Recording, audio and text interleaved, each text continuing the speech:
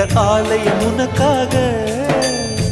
வானில் ஒரு புயல் மழை வந்தால் அழகே என்னை எங்கனம் காப்பாய். கண்ணே உன்னை என் கண்ணில் வைத்து இமைகள் எனும் கதவுகள் அடைப்பேன். சத்தியமாகுமா?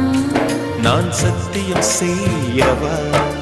தொடு தொடுவெனவே வானவில் என்னை தூரத்தில் அழைக்கின்ற நேரம். உவா